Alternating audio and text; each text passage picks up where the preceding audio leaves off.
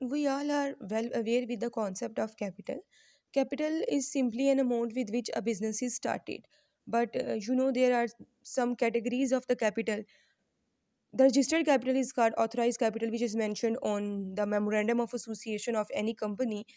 Memorandum of association basically एक document होती है जिसके थ्रू आप अपनी कंपनी को रजिस्टर करवाते हो। उसकी डिफरेंट 6 क्लॉजेज़ होती हैं, उसमें से एक क्लॉज़ आपकी ऑथराइज़्ड कैपिटल की होती है।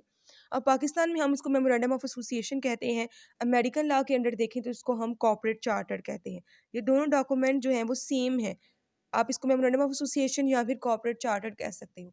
अब हमने ऑथराइज़्ड कैपिटल में से कुछ कैपिटल क्या करना होता है, इश्यू कर लेना होता है। आप ऑथराइज़्ड कैपिटल को लिखते कैसे हो? उतने शेयर जितने कि आप without the consent of your share holders, उनकी मर्जी के बगैर फर्दर इशू कर सकते हो, वो आपका ऑथराइज्ड कैपिटल कहलाता है। अगर आपने उससे ज़्यादा इशू करना है देन आपको फिर दोबारा से रजिस्ट्रेशन करवानी पड़ती है। ठीक है। अब जब कंपनी स्टार्ट होती है या जब भी कंपनी को कैपिटल की ज़रूरत पड़ेगी, वो इस ऑथराइज कैपिटल में से कुछ शेयर्स इशू कर लेगी। ठीक है। मतलब ऑथराइज कैपिटल में से कुछ शेयर्स आप क्या कर सकते हो, इशू कर सकते हो। उसको हम कहते हैं इशूड कैपिटल। ठीक है। इशू करने का क्या मतलब होता है, आपने प्रॉस्पेक्टस के ऊपर मेंशन कर दिया कि इतने शेयर्स हम सेल करना चाहते हैं। वो जो शेयर होगा वो आपको इशूड कैपिटल कहलाते हैं। उसमें से कुछ सब्सक्राइब्ड कैपिटल होता है, कुछ अनसब्सक्राइब्ड होता है। सब्सक्राइब्ड का मतलब जब आपकी लोग आपके इशूड शेयर्स को परचेज करने के लिए अपनी एप्लीकेशंस दे देते हैं, तो वो सब्सक्राइब्ड कैपिटल होता है। जिन शेयर्स के लिए एप्लीकेशंस नहीं आती वो अनसब्सक्राइब्ड कैपिटल बन जाता है। फिर जो आपका सब्सक्राइब्ड कैपिटल होता है उनको हम अपने शेयर्स अलॉट कर देते हैं। ठीक है। इशूड कैपिटल हमारा वो है जिसमें से हमने कुछ शेयर्स को क्या किया, सब्सक्रिप्शन रिसीव की और उनको शेयर्स इशू कर दिए। ठीक है। वो हमारे प्रॉपर शेयर होल्डर्स बन जाते हैं। अब इतना कॉन्सेप्ट आपके पास पहले से भी था कि सब्सक्राइब्ड कैपिटल और अनसब्सक्राइब्ड कैपिटल क्या होता है। लेकिन इशूड कैपिटल में से कुछ कैपिटल आपका जो है वो आउटस्टैंडिंग कहलाता है, कुछ आपका ट्रेजरी स्टॉक कहलाता है, अगर हम यूएस लॉ के अकॉर्डिंग देखें। अब सब्सक्राइब्ड कैपिटल का क्या मतलब है? सब्सक्राइब तो वही है जिनकी आपको एप्लीकेशन रिसीव हो गई। इशूड कैपिटल में से कुछ पोर्शन होगा आउटस्टैंडिंग शेयर्स का और कुछ शेयर होगा ट्रेजरी स्टॉक का। ठीक है। जो कि आप हम यहाँ पर हमने कॉन्सेप्ट लेना है। एक मैंने आपको कहा कि आउटस्टैंडिंग शेयर्स होते हैं आपके, ये वो शेयर्स होते हैं जो कि आप अपने इन्वेस्टर्स को अलॉट कर देते हो। ठीक है। दूसरे शेयर्स आपके कहलाते हैं ट्रेजरी स्टॉक।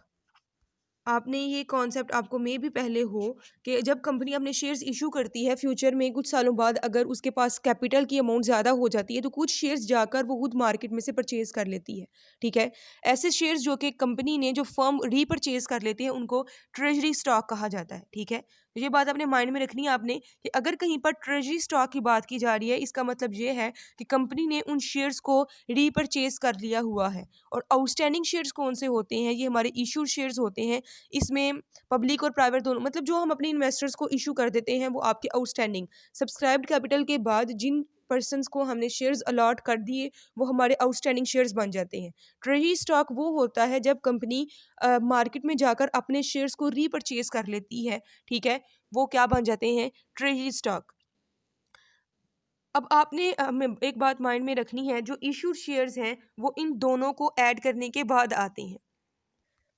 इशूड शेयर में आपके आउटस्टैंडिंग शेयर्स भी होते हैं और साथ में आपके ट्रेजरी स्टॉक्स भी होते हैं। मतलब अगर कभी आपने इशूड शेयर को देखना हो तो इसमें ये दोनों चीज़ें इंक्लूडेड होंगी।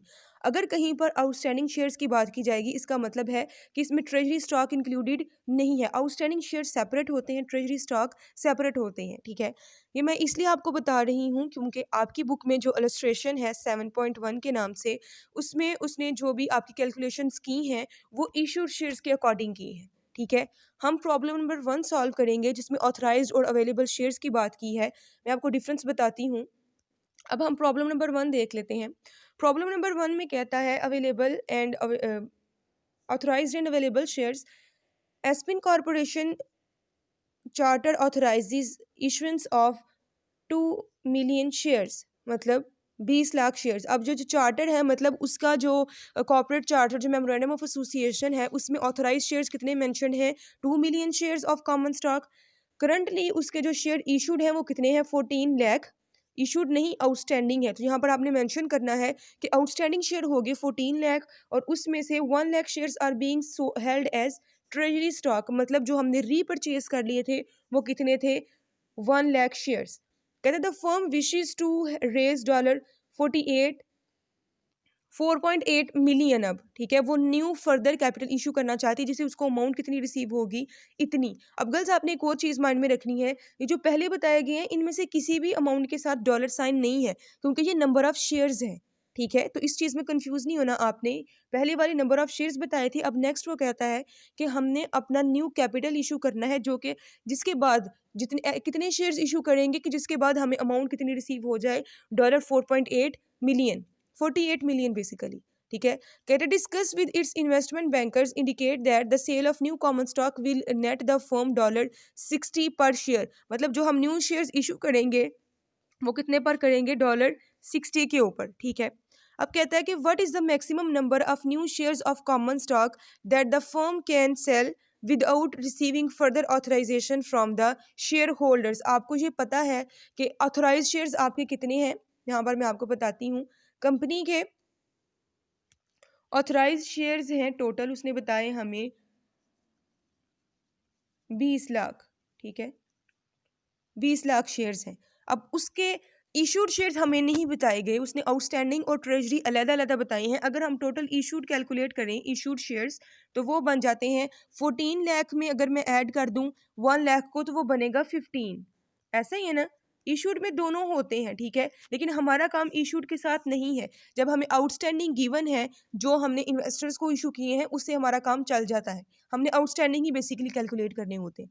जो आपकी रिक्वायरमेंट नंबर 1 है उसमें वो कहता क्या है कि आप ये बताएं कि आपने इशू कितना करना है, जो आपको अमाउंट अब चाहिए वो है 48 मिलियन। उस 48 मिलियन को रिसीव करने के लिए आपको कितने ऐसे शेयर्स अवेलेबल हैं जिससे आपको अपने शेयर होल्डर से फर्दर ऑथराइजेशन की ज़रूरत नहीं पड़ेगी। तो आप कैसे कैलकुलेट करोगे, मतलब अगर मेरे पास रेंज इतनी है, इतने मैं इशू कर सकती थी, इसमें से मैं कितने इशू कर चुकी हूँ पहले, 14 लाख, ऐसा ही है ना। 14 लाख में पहले इशू कर चुकी हूँ, अगर मैं इसमें से इसको लेस करूँ तो मेरे पास कितनी बचती है अमाउंट, 6 लाख आता है। 6 लाख शेयर्स मीन्स अगर मैं अपने शेयर होल्डर से फर्दर अप्रूवल नहीं लेती या मैं अपने चार्टर को चेंज नहीं करती, तो मैं न्यू कितने शेयर्स इशू कर सकती हूँ, 6 लाख न्यू शेयर्स इशू कर सकती हूँ, इतनी रेंज मेरे पास है। तो ये जो आपका 6 लाख है ये आपकी रिक्वायरमेंट नंबर 1 का आंसर है। आपने अपने ऑथराइज कैपिटल में से अपने आउटस्टैंडिंग कैपिटल को लेस कर दिया, आपके पास नंबर ऑफ शेयर्स आ गए, ठीक है। दूसरी रिक्वायरमेंट क्या है उसकी, इसमें कह रहा है कि if the judging on the basis on the data given and your findings in part A, will the firm be able to raise the needed funds without receiving further authorization? उसने अगर वो फर्दर ऑथराइजेशन नहीं लेती तो क्या जो जितने भी वो शेयर्स इशू कर सकती है उससे उसकी ये वाली जो अमाउंट है, इसका जो ये टारगेट है 48 मिलियन का, क्या वो अचीव कर सकती है या फिर नहीं कर सकती। तो ये सिंपल हम यहाँ पर कैलकुलेट कर लेते हैं। यहाँ पर देख सकते हो, हमने देखा कि हम फर्दर कितने शेयर्स इशू कर सकते हैं, 6 लाख शेयर्स, ठीक है। आपको अमाउंट कितनी चाहिए, $48 मिलियन, ठीक है। 48 मिलियन एक की प्राइस उसने बताई है आपको कि आप एक शेयर को किस प्राइस पर सेल करोगे, 60 पर शेयर। अगर आप टोटल अमाउंट को एक प्रोडक्ट की प्राइस के साथ डिवाइड कर देते हो तो आपके पास नंबर ऑफ आइटम्स आ जाती हैं, ठीक है, कि कितने आइटम्स ऐसे हैं जिनकी अमाउंट इतनी थी। तो आप अगर इसको डिवाइड करो तो आपके पास आंसर आएगा 8 लाख शेयर्स। मतलब कंपनी अगर ये चाहती है कि वो इतनी अमाउंट जनरेट करे तो उसको 8 लाख शेयर्स रिक्वायर्ड हैं, लेकिन जो हमने रिक्वायरमेंट नंबर ए में कैलकुलेट किया, हम विदाउट ऑथराइजेशन जो है वो सिर्फ 6 लाख शेयर्स इशू कर सकते हैं।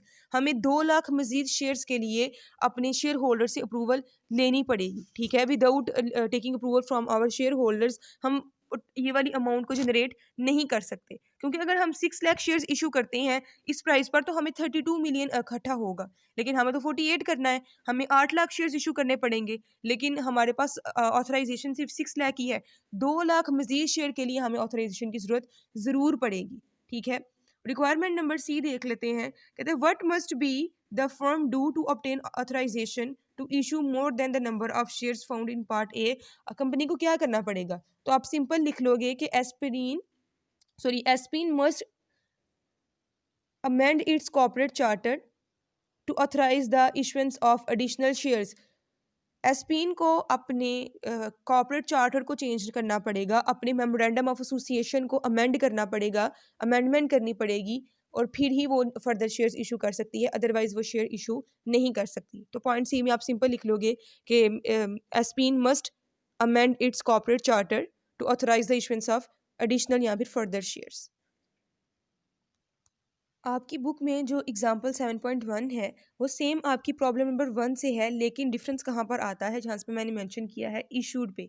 दोनों में सिर्फ यही डिफरेंस है कि बाकी सारी प्रॉब्लम सेम है। यहाँ पर जो ऑथराइज शेयर्स बताए हैं वो 35 मिलियन है, इशूड शेयर उसने एक्सप्लेन किए थे कि वो 15 मिलियन है। ठीक है, वहाँ पर आउटस्टैंडिंग बताए थे, इसलिए हमने इस वाले में से इस वालों को लेस नहीं किया। इस वाली प्रॉब्लम में, इस वाली जो एग्जांपल है उसमें वो क्या कहता है कि इशू शेयर्स इतने हैं, paid in capital excess of power उसने बताया आपको, रिटेन्ड अर्निंग्स बताई नीचे, ट्रेजरी स्टॉक आपको बताया। मैंने आपको बताया था कि जो आपके इशू शेयर्स होते हैं उसमें आपके ट्रेजरी प्लस आउटस्टैंडिंग दोनों आते हैं। तो यहाँ पर आउटस्टैंडिंग शेयर्स नहीं बताए, हमारा काम आउटस्टैंडिंग शेयर्स के साथ था। हम क्या करेंगे, इशूड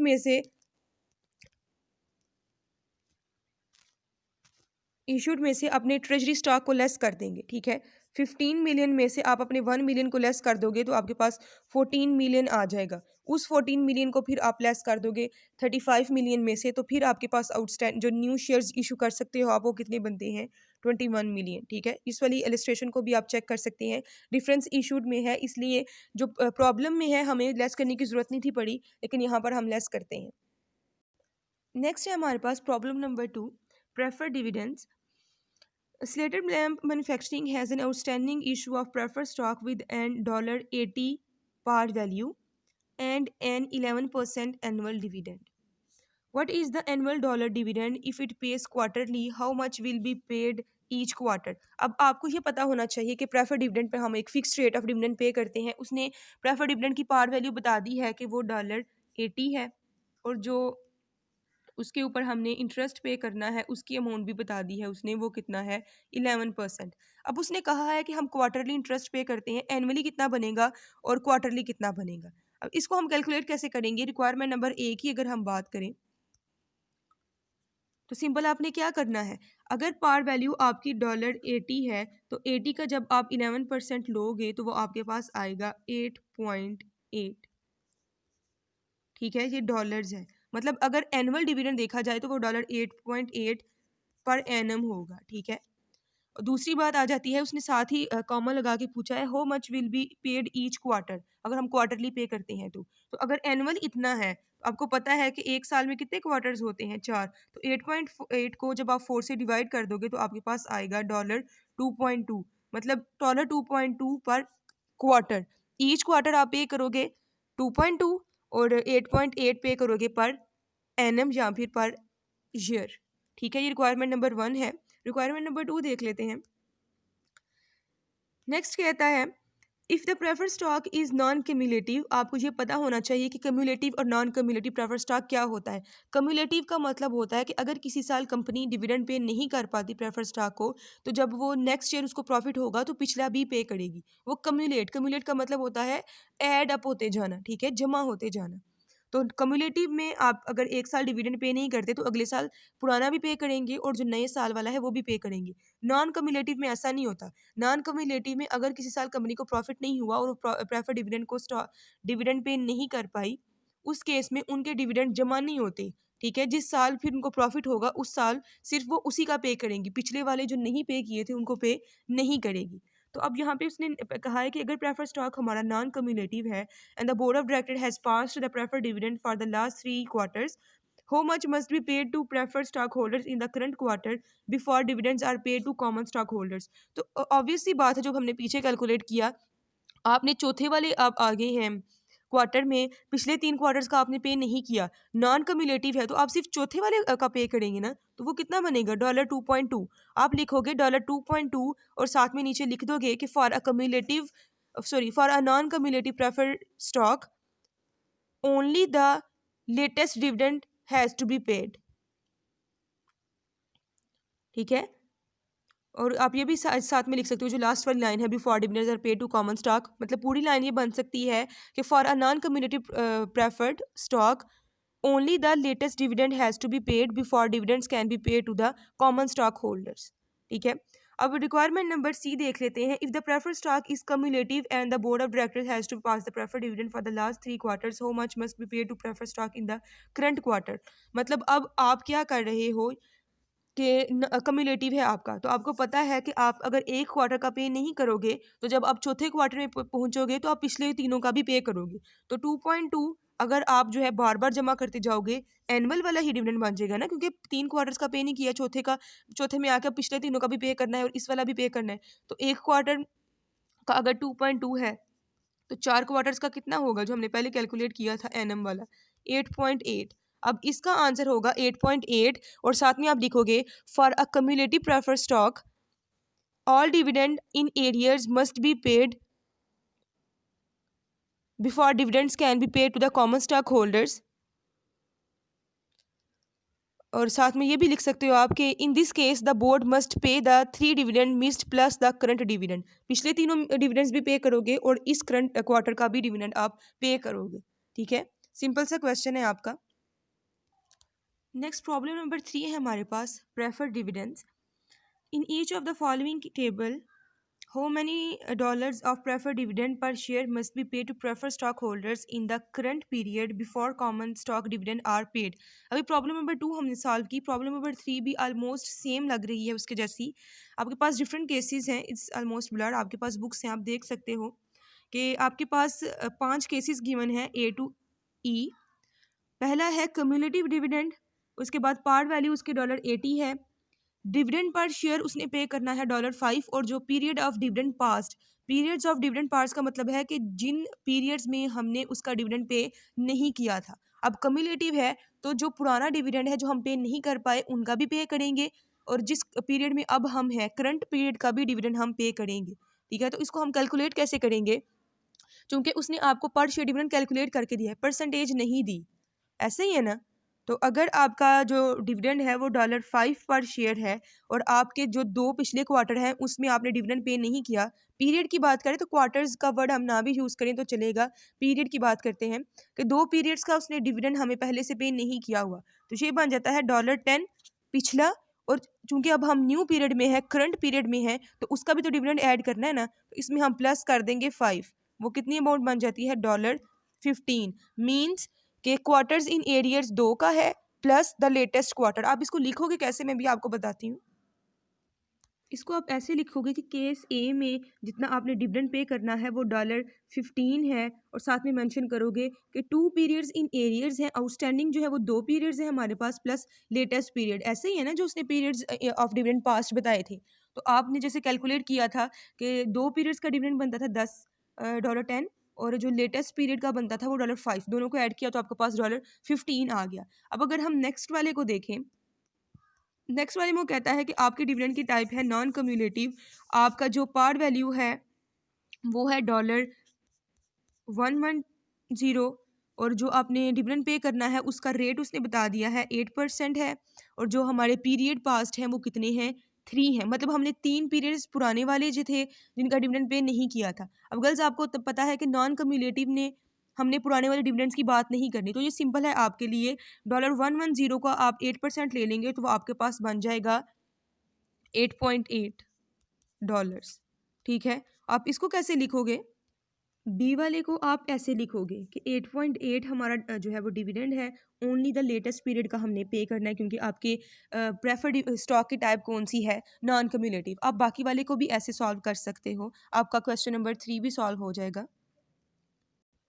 नेक्स्ट है हमारे पास question number 4, convertible preferred stock. इसमें कहता है कि वेलिन कॉरपोरेशन कन्वर्टेबल स्टॉक है जिसकी कन्वर्जन रेट है 5 कॉमन शेयर्स पर 1 share of preferred stock. Convertible preferred shares के बारे में तो आपने सुना ही होगा ना, कि आप प्रेफर्ड शेयर्स आज परचेज करोगे लेकिन कुछ सालों के बाद आपके प्रेफर्ड शेयर्स को आप कन्वर्ट कर सकते हो कॉमन शेयर्स में। ठीक है, इनको कन्वर्टेबल प्रेफर्ड स्टॉक कहा जाता है। अब वो कन्वर्टेबल प्रेफर्ड स्टॉक के बारे में आपको एक क्वेश्चन दे रहा है कि एक वैलिन कॉरपोरेशन है, उसकी कन्वर्जन रेशियो है पता है जब भी आपने प्रेफर्ड शेयर्स को कॉमन में कन्वर्ट करवाना होता है ना, तो एक रेशियो के अकॉर्डिंग करवाते हो, ठीक है। मतलब एक शेयर हमारा प्रेफर स्टॉक का होगा, अगर आप प्रेफर स्टॉक को कन्वर्ट करते हो कॉमन स्टॉक में, तो आप जो है एक को चेंज करके आपके पास कितने शेयर्स आएंगे, 5 shares of common stock. Simple words में कहा जाए तो आपकी क्लास में से एक पर्सन के पास जो है वो एक अच्छी वाली चॉकलेट है और दूसरे के पास जो है वो कैंडीज है, ठीक है। तो आप 5 कैंडीज हैं और एक पर्सन के पास एक चॉकलेट है, वो कहते हैं कि हम एक्सचेंज कर देते हैं, आप ऐसा करो कि एक चॉकलेट मुझे दे दो, 5 कैंडीज आप ले लो। तो आप नंबर ऑफ कैंडीज की वजह से वो अगर परचेज कर लेते हो, तो ऐसे ही हो गया ना, एक आपने चॉकलेट दी और 5 शेयर्स परचेज कर लिए, इसको कहते हैं कन्वर्जन रेशो। यहाँ पर भी उसने सेम वही बताया जो कि मैं आपको बता रही हूँ, कि आप जो है एक प्रेफर स्टॉक देकर 5 shares of common stock purchase कर सकते हो। अब नेक्स्ट वो क्या कहता है कि जो आपका प्रेफर स्टॉक है वो आपको एनुअल डिविडेंड पे कर रहा है, जो डिविडेंड आपको प्रेफर स्टॉक पर मिल रहा है वो है $10 per share. The common stock currently sells for $20 per share. जो कॉमन स्टॉक है उसकी एक की वैल्यू कितनी है, $20 per share, and page a dividend of $1 पर शेयर। और कॉमन स्टॉक डिविडेंड कितना है जो कि एनुअल वो पे कर रही है, वो है $1 पर शेयर, ठीक है। अब रिक्वायरमेंट्स देख लेते हैं। रिक्वायरमेंट नंबर 1 में कहता है, judging on the basis of the conversion ratio and the price of the common shares, what is the current conversion value of each prefer stock. Conversion value पता कैसे आती है, कन्वर्जन वैल्यू को calculate कैसे करते हैं, जितने आपने शेयर सेल करने हैं, ठीक है। जैसे कि प्रेफर शेयर्स आप कहते हो ना कि एक आपने अगर सेल करना है, कन्वर्ट करना है, तो आपको 5 कॉमन शेयर रिसीव होंगे। तो ये रेशो आप इस तरह से कैलकुलेट करते हो, इसको हम कहते हैं 1:5, मतलब 1/5। आप एक प्रेफर स्टॉक आज दे रहे हो, उसके बदले में आपको 5 कॉमन शेयर्स मिलेंगे, तो आप 1 को डिवाइड कर दोगे 5 के साथ, आपके पास आंसर आएगा 0.2। अगर हम इसको 100 के साथ मल्टीप्लाई करें तो वो बन जाता है 20%। मतलब हमारी कन्वर्जन वैल्यू कितनी है, 20% है। अब यहाँ पे उसने ये कैलकुलेट किया है कि आपके प्राइस जो है, ये तो हमारे पास कन्वर्जन रेशियो आ गई ना, जो कि हमें क्वेश्चन में गिवन नहीं थी, हमने इसको डिवाइड किया और हमारे पास आ गई कन्वर्जन रेशियो। हमने कैलकुलेट क्या करनी है, कन्वर्जन वैल्यू। मतलब 5 कॉमन स्टॉक है, उसको हम किस वैल्यू पर कन्वर्ट कर रहे हैं, 20% पे। तो मैं यहाँ पर 20% अगर 5 का कैलकुलेट करूँ तो मेरे पास कितनी अमाउंट आ जाती है, आप देख सकते हो कि मेरे पास 1 आता है, ठीक है। कन्वर्जन वैल्यू कितनी है, 1। कन्वर्जन रेशो है 20%, कन्वर्जन वैल्यू मेरे पास कितनी आ गई है, 1 आ गई है, ठीक है जी। आपकी रिक्वायरमेंट नंबर 1 सॉल्व होगी, आपका आंसर आ गया 1। दूसरी रिक्वायरमेंट में वो क्या कहता है, कहता है if the preferred shares are selling at 96 each, should an investor convert the preferred shares to common stock. आप क्या कन्वर्ट करना पसंद करोगे अगर आपके प्रेफर्ड स्टॉक जो है वो आज $96 का सेल हो रहा है, ठीक है। तो आप इसको सिंपल कैसे कह सकते हो, हम अगर कंपैरिजन करें, जो कि अभी हमने देखा है कि आपकी कन्वर्जन वैल्यू आ गई है आपके पास जो है 1 आई है। अब सिंपल यहाँ पर आप क्या करोगे कि अगर आप एक प्रेफर स्टॉक को कन्वर्ट करते हो तो आपके पास 5 कॉमन स्टॉक आते हैं। आपने देखा कि क्वेश्चन में उसने बताया है कि एक कॉमन स्टॉक की वैल्यू है $20 पर शेयर। अगर आप कन्वर्ट कर लेते हो तो आपके पास कितने कॉमन स्टॉक हो जाएंगे, 5। वो कितनी बन जाती है, $100। बात की समझ आई। आपने न्यूमेरिकल में आपको बताया गया है कि कॉमन स्टॉक करंटली सेल हो रहा है $20 का। अगर आप एक प्रेफर स्टॉक को कन्वर्ट कर देते हो तो आपके पास 5 कॉमन स्टॉक आ जाएंगे। मैंने इसको 5 के साथ मल्टीप्लाई किया तो टोटल अमाउंट अगर आप कॉमन स्टॉक में कन्वर्ट कर दोगे तो आपकी आज की वैल्यू कितनी बन जाएगी, $100। दूसरी साइड पे अगर आप एक प्रेफर स्टॉक को सेल करोगे तो न्यूमेरिकल में उसने आपको बताया है रिक्वायरमेंट नंबर बी में कि प्रेफर स्टॉक एक जो है वो $96 का सेल हो रहा है। बात की समझ आई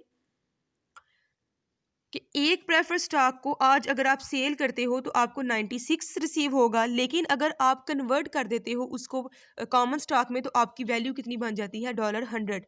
तो इस कैलकुलेशन की बेस पर हम ये कह सकते हैं कि इन्वेस्टर को जो है वो कन्वर्जन कर लेनी चाहिए। अगर वो कन्वर्ट कर लेता है तो उसको $100 का फ़ायदा होगा, मतलब $4 का उसका फ़ायदा हो रहा है ना। अगर वो आज सेल करेगा तो सिर्फ 96 रिसीव करेगा, लेकिन अगर कन्वर्ट कर देगा तो उसको $4 जो है वो एडिशनल अमाउंट इंक्रीज हो सकती है। ये इन दोनों का डिफरेंस है, $4, ठीक है। समझ आई। तो आप रिक्वायरमेंट नंबर बी में लिख सकते हो कि based on comparison of the prefer stock price versus the conversion value the investor should convert, ठीक है। क्योंकि if converted the investor has $100 of value versus $96 value. ठीक है, अगर वो ऑनरशिप अपने पास रखती है प्रेफर स्टॉक की तो 96 रहेगी, लेकिन अगर वो कन्वर्ट कर लेती है तो उसकी जो वैल्यू है वो $100 बन जाएगी। तो डेफिनेटली उसको कन्वर्ट कर लेना चाहिए। उसके बाद रिक्वायरमेंट नंबर 3 देख लेते हैं। उसमें वो कहता है कि judging on the basis on your findings in part sorry what factors might cause an investor not to convert from prefer to common stock. कौन से ऐसे फैक्टर्स होंगे जिसकी बिना पर कोई भी इन्वेस्टर कन्वर्ट करना पसंद नहीं करेगा। तो गल सिंपल सी बात है, जो हमें चीज़ पहले नज़र आ रही थी कि आप अगर प्रेफर स्टॉक रखते हो अपने पास तो आपको $10 पर शेयर डिविडेंड रिसीव होता है पर ईयर। $10 पर ईयर, एक साल में आपको $10 रिसीव होता है। अगर आप देखो कॉमन स्टॉक का, तो कॉमन स्टॉक पे डिविडेंड कितना है, $1 पर शेयर। ऐसा ही ना, अगर आप कन्वर्ट कर लेते हो तो आपके पास 5 कॉमन स्टॉक हो गए। ठीक है, अगर एक जो है वो आपको एक शेयर पर $1 रिसीव हो रहा है तो 5 पर कितना रिसीव होगा, $5 पर ईयर। समझ आई? तो ये एक फैक्टर है डिविडेंड वाला कि अगर आप प्रेफर डिविडेंड रखते हो, अपने पास प्रेफर स्टॉक रखते हो, तो आपको एक साल में $10 डिविडेंड रिसीव होगा। लेकिन अगर आप कन्वर्ट कर लेते हो तो आपको टोटल जो डिविडेंड रिसीव होगा वो $5 होगा। तो ये इस फैक्टर की वजह से आपका इन्वेस्टर जो है मे भी कन्वर्ट करना पसंद ना करे। ठीक है, तो वो अपना जो प्रेफर स्टॉक है उसको ही कीप रखेगा, उसी को ही रखेगा, क्योंकि उसको उससे $10 रिसीव हो सकता है डिविडेंड की शेप में। तो फैक्टर कौन सा है, द डिविडेंड, जो कि उसको पर शेयर रिसीव होना है।